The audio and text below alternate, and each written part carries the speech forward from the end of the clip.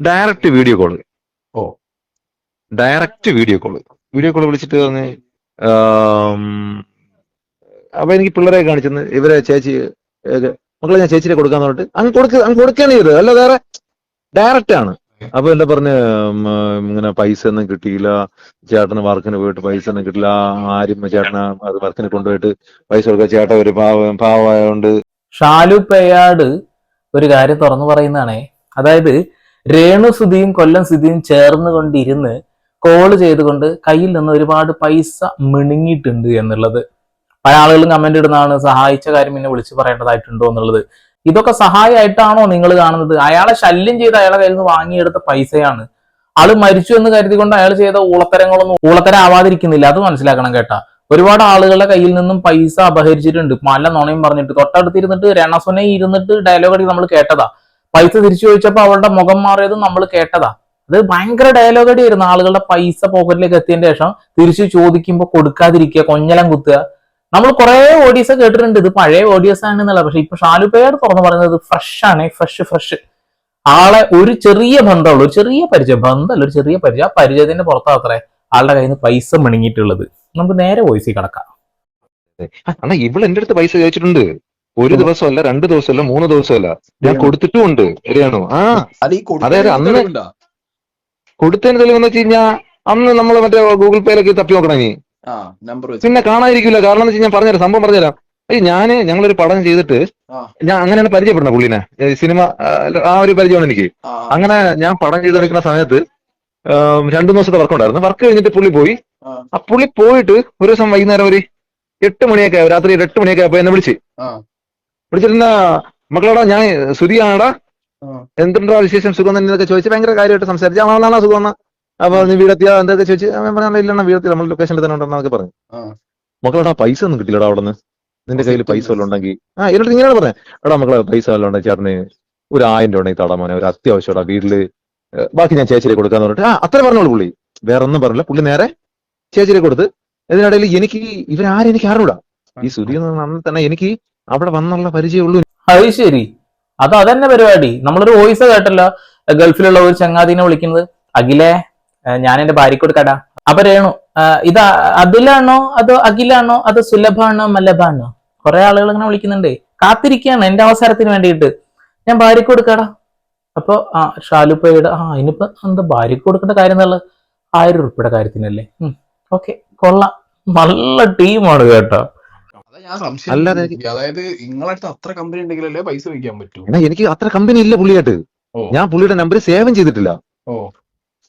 ഞാൻ പുള്ളിയുടെ നമ്പർ ഒന്നും സേവ് ചെയ്തിട്ടില്ല. കണ്ടു, അന്ന് പരിചയപ്പെട്ടു, അത്ര തന്നെ. അത്രേ ഉള്ളൂ. സാധാരണ ഒരുവിധപ്പെട്ട എല്ലാ ആർട്ടിസ്റ്റുകളും നമ്മുടെ നമ്പർ മേടിക്കും. എന്തെന്ന് വെച്ച് കഴിഞ്ഞാൽ ഈ ഫോട്ടോ കൊടുക്കാൻ വേണ്ടിട്ടെ.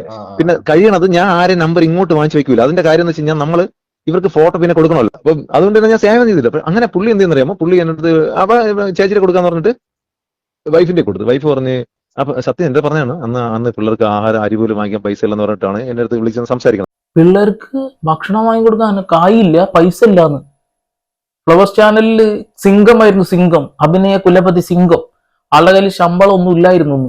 കൊള്ളാം. അപ്പൊ ഭാര്യയും ഭർത്താവ് ഇരുന്ന് ആളുകളെ പറ്റിക്കായിരുന്നു. ഇപ്പൊ മനസ്സിലായില്ലേ? ഇനിയെങ്കിലും ഇങ്ങനെ രണസോനെ സപ്പോർട്ട് ചെയ്ത് നിൽക്കല്ല എന്റെ പൊന്നു മക്കളെ, എനിക്ക് അതേ പറയാനുള്ളൂ. ഇഷ്ടം പോലെ ആളുകളെ പറ്റിച്ച് ഓരോ ആളുകൾ ഇതാ പുറത്തേക്ക് ഇങ്ങനെ പറഞ്ഞുകൊണ്ടിരിക്കുന്നു. ഒരു പരിചയമില്ലാത്ത ഒരു മനുഷ്യനാണ് ഈ ഷാലുപ്പേയാട്. അതായത് ഈ രണസോനയും മറ്റൊരു ബന്ധുല്ല. രണസോനെ കാത്തിരിക്കുക എന്റെ അവസരം, ചേട്ടാ ഫോൺ എനിക്ക് സംസാരിക്കണം. എല്ലാത ടീം തന്നെ. അപ്പൊ എന്റെ അടുത്ത് വിളിച്ച് ചോദിക്കാൻ കാരണം എന്ന് വെച്ച് കഴിഞ്ഞാൽ വേറെ ഒന്നും, നമ്മളിങ്ങനെ നമ്മളെ കൂടെ ഇങ്ങനെ പിള്ളേർക്ക് അപ്പൊ പലർക്ക് ഇപ്പൊ നമ്മളൊക്കെ കൃത്യമായിട്ട് പൈസകൾ വാങ്ങും. ഈ ഡെയിലി പൈസകൾ വാങ്ങിക്കും. അപ്പൊ അതുകൊണ്ടുള്ള ഒരു സംഭവമാണ് പുള്ളി ചോദിച്ചതായിരിക്കാം. എന്തായാലും എന്റെ അടുത്ത് അതെ സുധി വിളിച്ചിട്ട് നേരെ ഈ ആക്ച്വലി സുധി ജസ്റ്റ് 1000 രൂപ മകളെ ഉണ്ടെങ്കിൽ 1000 തടാ, ഞാൻ ചേച്ചിയിലാക്കി കൊടുക്കാൻ പറഞ്ഞിട്ട് ബാക്കി ചേച്ചിയാ സംസാരിക്കണേ. അപ്പൊ എനിക്ക് ചേച്ചി ആരെന്ന് പോലും അറിയില്ല. ഇയാളെ വൈഫുകളുടെ ഫാമിലി ഇതൊന്നും എനിക്കറിയില്ല. ഫാമിലി എനിക്ക് അറിഞ്ഞൂടാ. അങ്ങനെ അന്നത്തെ ദിവസം എന്നെ വിളിച്ചിട്ട് പറഞ്ഞു, മക്കളെ ഇങ്ങനെ അരി വാങ്ങിക്കാൻ. അപ്പൊ അരി വാങ്ങിക്കാൻ നിർത്തില്ല എന്നൊക്കെ പറഞ്ഞപ്പോ സത്യമായിട്ടും പിന്നെ ആ പടം എന്ന് പറയുന്നത് ഈ പറഞ്ഞ പൈസ ഒക്കെ കിട്ടാൻ പറ്റിയ വയാടിയാണ്. സിനിമ മൊത്തത്തിൽ പൈസ കിട്ടാൻ പാടുന്നു. അപ്പൊ അതുകൊണ്ട് തന്നെ ഞാൻ എന്തെന്നറിയാമോ, ഞാൻ അതിന്റെ കൊടുത്തണ നമുക്ക് അറിഞ്ഞൂടല്ലോണ ആള് വിളിച്ചിട്ട്. പിന്നെ അതുപോലെ നമ്മുടെ ചേട്ടൻ ഒരു ആർട്ടിസ്റ്റ് അല്ലേ, അപ്പൊ പിന്നെ തിരിച്ച് തരാന്ന് പറഞ്ഞേട്ടാ. അങ്ങനെ അത് കഴിഞ്ഞിട്ട് 2 ദിവസം കഴിഞ്ഞിട്ട് ഞാൻ വീട്ടിൽ നിൽക്കുകയായിരുന്നു. വീട്ടിൽ അപ്പോഴേക്കും നമ്മള് വീട്ടിലുണ്ട്. വീട്ടിൽ നിന്ന സമയത്ത് direct video call. Direct video call വിളിച്ചിട്ട് പറഞ്ഞ് അപ്പൊ എനിക്ക് പിള്ളേരെ കാണിച്ചെന്ന് ഇവരെ ചേച്ചി മക്കളെ ഞാൻ ചേച്ചിയെ കൊടുക്കാന്ന് പറഞ്ഞിട്ട് അങ്ങ് കൊടുക്കാൻ ചെയ്തത് അല്ല വേറെ ഡയറക്റ്റ് ആണ്. മനസ്സിലായി. അപ്പൊ എന്താ പറഞ്ഞ് ഇങ്ങനെ പൈസ ഒന്നും കിട്ടിയില്ല, ചേട്ടന് വർക്കിന് പോയിട്ട് പൈസ ഒന്നും കിട്ടില്ല, ആരും ചേട്ടന് അത് വർക്കിന് കൊണ്ടുപോയിട്ട് പൈസ കൊടുക്കുക, ചേട്ടൻ ഒരു പാവമായോണ്ട് ചോദിച്ചത്. അപ്പം എല്ലാരും ഇങ്ങനെ ഈ പാവമാണെന്നൊക്കെ പറഞ്ഞിട്ട് ഈ പൈസ കൊടുക്കില്ല, എല്ലാരും പറ്റിക്കും എന്നൊക്കെ പറഞ്ഞേട്ടാ. ഈ ചാനലിന്റെ ഷോക്കൊക്കെ പോയാലും ഇവര് പൈസ കൊടുക്കില്ല, പൈസ കൊടുക്കണത് തന്നെ ഈ എന്താ 3 മാസം കൂടുമ്പോഴേക്കാണ് പൈസ കിട്ടുന്നത്, മക്കളെ കിട്ടുമ്പോൾ ഞാൻ തരാടാന്നൊക്കെ പറഞ്ഞിട്ട് വീഡിയോ കോൾ. എങ്ങനെയാണ് ഒരു വീഡിയോ കോൾ ഒക്കെ ചെയ്യുന്ന ഒരു പരിചയമില്ലാത്ത ഒരാളെടുത്ത്? ഇതെന്നൊക്കെ മനസ്സിലാക്കാവുന്ന ഒന്നേ ഉള്ളൂ. രണസുനെ കാത്തിരിക്കുകയാണ് സുധിച്ചേട്ട ഇങ്ങനെ പറയാൻ വേണ്ടിട്ട്. കാത്തിരുത്ത മോളെ, ഇപ്പൊ ഞാൻ മോളുടെ പേര് പറയേ, ഞാൻ എന്റെ ഭാര്യക്ക് കൊടുക്കാം. ഒറ്റ ചട്ടി പറയാ, ചേട്ടാ കാലങ്ങളായിട്ട് പണിക്ക് പോയി തഞ്ചിന്റെ കൈയില്ല, ഫ്ലവേഴ്സ് ചാനലിൽ ഞങ്ങളെ പറ്റിച്ച് പൈസ ഇല്ല, സിനിമയിൽ അഭിനയിക്കുമ്പോ ചേട്ടൻ പാവമായത് കൊണ്ട് കൊടുക്കുന്നില്ല എന്നുള്ളത്. ചേട്ടൻ പാവമായതുകൊണ്ട് കൊടുക്കാതിരിക്കണല്ല, ചേട്ടൻ പറയും ഒരു പെഗ് മതി എന്ന് പറഞ്ഞിട്ട് പോരുന്നതാവും. കള്ളുടിയനായിരുന്നല്ല, കള്ളുകൂടി ആളെ പറ്റിക്കല്. തൊട്ടടുത്ത് രണസുന. ഇപ്പൊ രണസുനയുടെ ഒക്കെ ഈ റേഞ്ചേ മാറിപ്പോയി. ഈ റേഞ്ച് ഒന്നല്ല, 1.5 റേഞ്ചാ. അന്നാണ് ഞാൻ ഈ രേണുവിനെയൊക്കെ കാണുന്നത് ആദ്യം. അപ്പൊ അന്ന് കാണാൻ ഒരു അവധിയൊന്നുമില്ല. മീൻസ് അങ്ങനെയല്ല ഞാൻ പറഞ്ഞ, ഒരു ഇരുട്ടത്ത് ഒരു ഫുള്ള് അങ്ങനെ ഒരു ഡാർക്ക് മൂഡിലാണ് രാത്രി വിളിച്ചിട്ട് അപ്പോഴുണ്ട് പറഞ്ഞത് എനിക്ക് വീട് കാണിച്ചു തന്നു. വീട് മറ്റേ അതിനകത്ത് കാണിച്ച് അരിയും സാധനങ്ങളൊന്നും ഇല്ല എന്നൊക്കെ പറഞ്ഞിട്ട് അന്ന് ഞാൻ പൈസ. അയ്യോ എന്തും ആളുകളെ കൊണ്ട് പറയിപ്പിച്ച്. അന്നൊരു മെനയില്ല എന്ന് ഉദ്ദേശിച്ച അയാള് സൗന്ദര്യമല്ല, അതാണ് എല്ലും കോലും. വീടിന്റെ അവസ്ഥ അത്ര പരിതാപകരം. അരിപ്പാത്രം അടക്കം തുറന്ന് കാണിച്ചിട്ട് അത്ര ഇരന്നിരുന്നത്. ഇവിടെ ഫ്ലവേഴ്സ് ചാനൽ പ്രോഗ്രാം നടത്തിയുന്ന ഒരു മനുഷ്യന്റെ കയ്യിൽ പൈസ ഇല്ലായിരുന്നു എന്ന് പറഞ്ഞാൽ ഞാൻ വിശ്വസിക്കില്ല, ഒരിക്കലും വിശ്വസിക്കില്ല.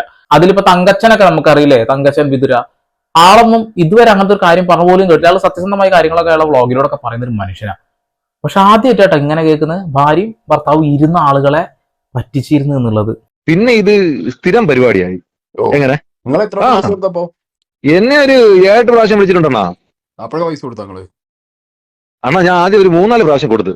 അപ്പോൾ നമ്മളെ മനസ്സിൽ അല്ല, അല്ലെങ്കിൽ ഈ 1000-500 അത് നമ്മളെ സംബന്ധിച്ച് അതൊരു വിഷയമല്ലല്ലോ. അങ്ങനെയല്ല, ആ സമയത്ത് നമ്മൾ നല്ല വർക്ക് എടുത്തോണ്ടിരിക്കുന്ന സമയമല്ലേ, ഇഷ്ടം പോലെ വർക്കുള്ള സമയമല്ല. അപ്പൊ ഇതൊന്നും ഞാൻ ശ്രദ്ധിക്കണേ ഇല്ല. അത് കഴിഞ്ഞ് കുറെ കഴിഞ്ഞിട്ട് ഇവര് പിന്നെ അടുപ്പിച്ച് ചോദിക്കാൻ തുടങ്ങി. മനസ്സിലായില്ലേ? ഇവര് തന്നെ എന്നെ വിളിക്കാൻ തുടങ്ങി.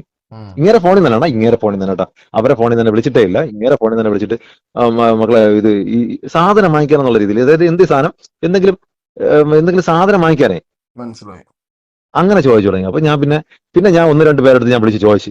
ഇവരെ കൂട്ടുകാരന്മാർ തന്നെ നമ്മൾ കമ്പനിയൊക്കെ ഉള്ള പലരും ഉണ്ടല്ലോ, ആണാ ഇവരെ കൂടെയുള്ള മെമിക്രി ആർട്ടിസ്റ്റുകളുടെ ഇത് ചോദിച്ചു കഴിഞ്ഞാൽ അവരെല്ലാം പറയും. പിന്നെ എല്ലാവരും ഈ പറഞ്ഞ പോലെ അനാവശ്യ വിഷയങ്ങളോട്ട് പോകണ്ടെന്ന് വിചാരിച്ചിട്ട് പറയാത്തതായിരിക്കാം. പിന്നീടാണ് ഞാൻ അറിഞ്ഞാ എന്റെ അസിസ്റ്റന്റിന്റെ അടുത്ത് വരെ വിളിച്ച് പൈസ വെച്ചിരിക്കണ. ഞാൻ കൊടുത്തതിന് ശേഷം എന്റെ അസിസ്റ്റന്റിനെ വിളിച്ചിട്ട് അവന്റെ 500 രൂപ വാങ്ങിച്ചിരിക്കണേ. ഇവര് പണ്ടേ ഉടായിപ്പാ, അതായത് ഇവര് പണ്ടേ ഈ പൈസയൊക്കെ ആണ് ആ ഒരു 2 ആഴ്ച സ്ഥിരം വിളിയായിരുന്ന ഉടായിപ്പിന്റെ ഔലുങ്കഞ്ഞി. ഇനി കൂടുതലായിട്ടൊന്ന് വിശദീകരിക്കേണ്ട ആവശ്യമില്ലല്ലോ.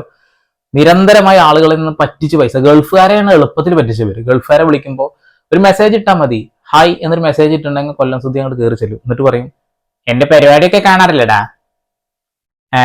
ഇപ്പൊ വലിയ ബുദ്ധിമുട്ടാടാ, എന്തെങ്കിലും പൈസ ഉണ്ടെങ്കിൽ ഒന്ന് അയച്ചടാ, മക്കൾക്ക് ചോറ് വാങ്ങി കൊടുത്തിട്ട് കുറെ കാലായിടാ, ഞാൻ ഭാര്യക്ക് കൊടുക്കാം. ഈ ഒരു സാധനം ആ ഒരു ട്രാക്ക് ചെയ്യുന്ന ആൾക്ക്, ആ ട്രാക്കിലൂടെ ആളുകളെ പറ്റിച്ച് ഇനി നാറാനൊന്നുമില്ല. ഈ നാറ്റങ്ങളൊക്കെ വരാൻ കാരണം രണസുന ഒരൊറ്റ ആള് കാരണം. അത് ആദ്യം തന്നെ പറയാം. രണസുന കാരണമാണ് ആ വീട് നാണം കെട്ട് നാറിക്കല്ല് കിടക്കുന്നത്. ആ ഒരു പയ്യൻ ഇപ്പൊ കള്ളു കുടിച്ചിരുന്നു എന്നുള്ള കാര്യം അടക്കം പുറത്ത് വരുന്ന അവസ്ഥ എന്തുകൊണ്ടറിയോ? ഇവരെ കാരണം കൊണ്ടാ. ഇനി ഞാൻ കൂടുതലായിട്ട് ഒന്നും പറയുന്നത്, ഇനിയും ഇവരെ സപ്പോർട്ട് ചെയ്യണമെങ്കിൽ നിങ്ങൾ അങ്ങോട്ട് സപ്പോർട്ട് ചെയ്യും.